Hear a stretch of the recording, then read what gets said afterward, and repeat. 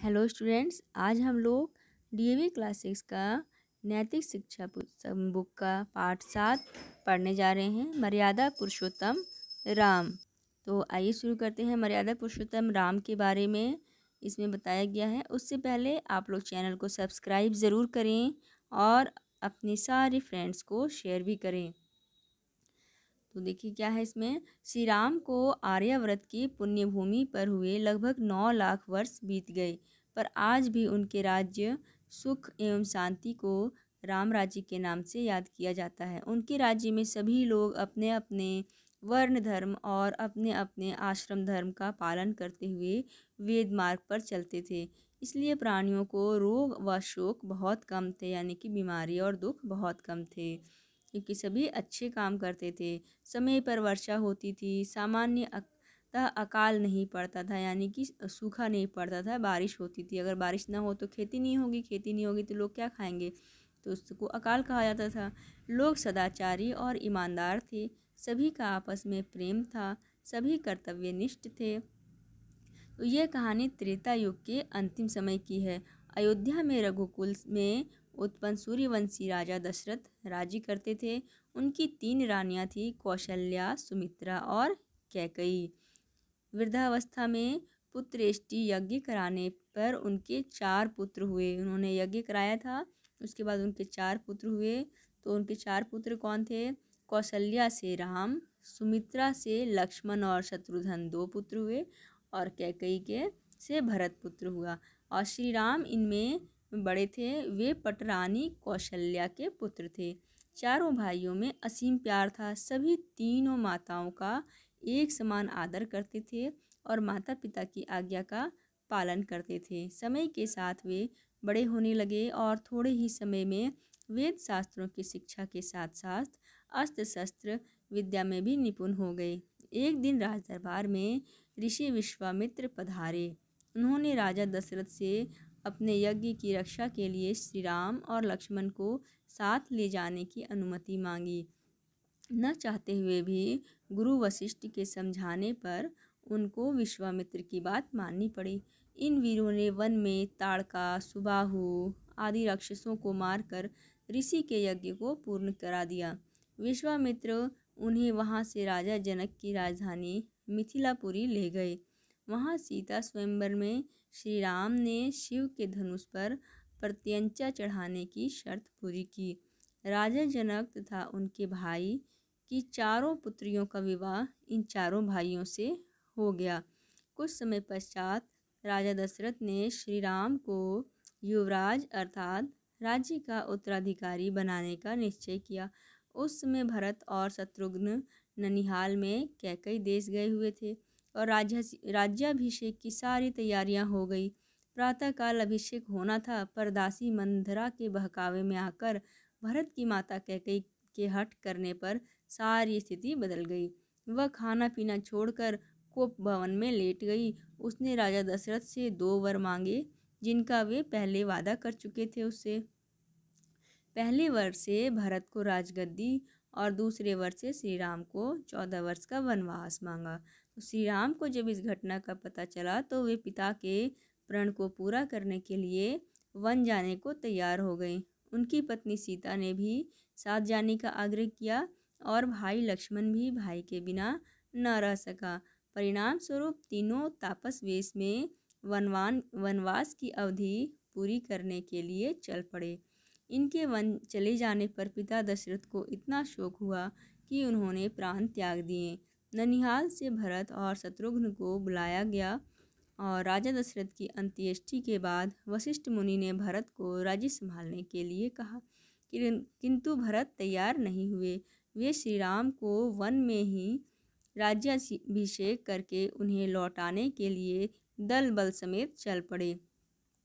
श्री राम उस समय चित्रकूट पर कुटी बनाकर रह रहे थे। लक्ष्मण अपने भाई और भाभी की सेवा में लगे थे। भरत ने और कैकई ने श्री राम को अयोध्या वापस लौटने के लिए बहुतेरा जोर दिया, पर श्री राम पिता का प्रण पूर्ण किए बिना वापस लौटने को तैयार न हुए।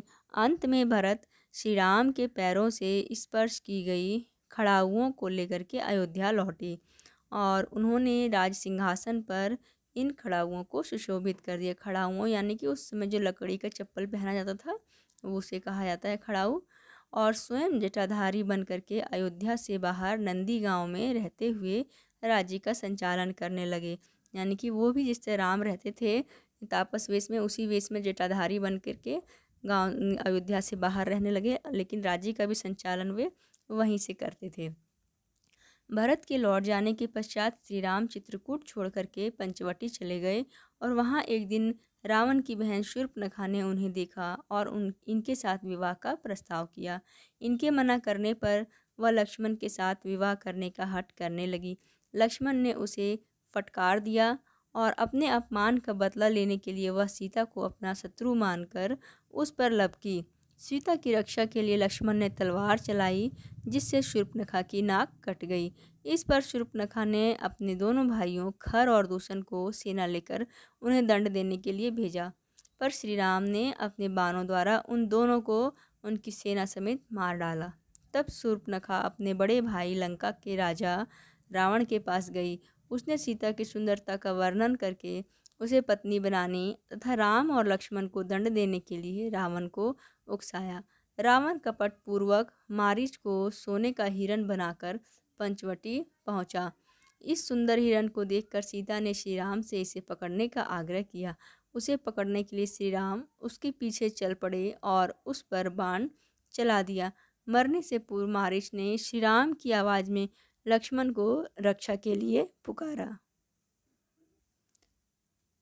लक्ष्मण को श्री राम सीता की रक्षा के लिए छोड़कर गए थे, किंतु सीता के आग्रह करने पर लक्ष्मण को जाना पड़ा।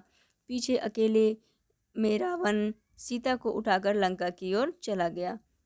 जटायु नामक वृद्ध तपस्वी ने सीता को रावण से छुड़ाने का पूर्ण प्रयत्न किया, किंतु वह रावण के हाथों मारा गया। सीता की खोज करते हुए श्री राम अपने भाई लक्ष्मण सहित ऋष्यमुख पर्वत पर पहुँचे। वहाँ उनकी हनुमान से भेंट हुई और हनुमान के माध्यम से सुग्रीव के साथ मित्रता हो गई। श्री राम ने बाली को मारकर किष्किंधा का राज्य सुग्रीव को दिया और उस राज्य का उत्तराधिकार ही बाली के पुत्र अंगद को बनाया। सुग्रीव के सैनिक सीता की खोज के लिए चारों दिशाओं में गए, किंतु सीता जी का पता केवल हनुमान जी ही लगा सके। उन्होंने श्री राम का संदेश सीता जी को तथा उनका संदेश श्री राम को दिया। वे आते आते रावण के पुत्र अक्षय कुमार को मार आए और लंका में भी आग लगाए।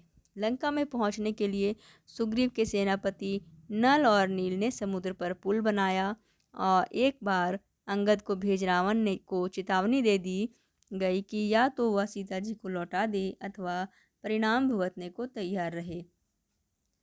रावण अपनी हठ पर अड़ा रहा, जिसका परिणाम लंका युद्ध हुआ। एक एक करके रावण की सेनापति सेना समेत मारे जाने लगे। युद्ध भयानक था।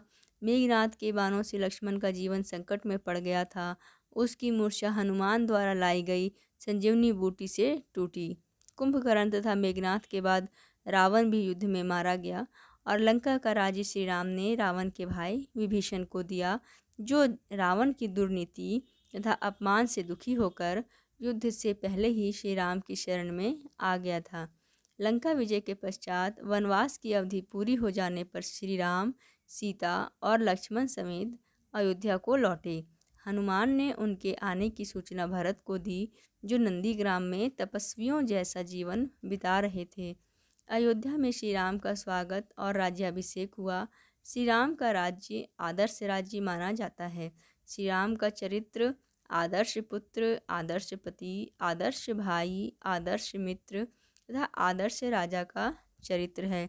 उन्हें इसलिए मर्यादा पुरुषोत्तम कहा जाता है।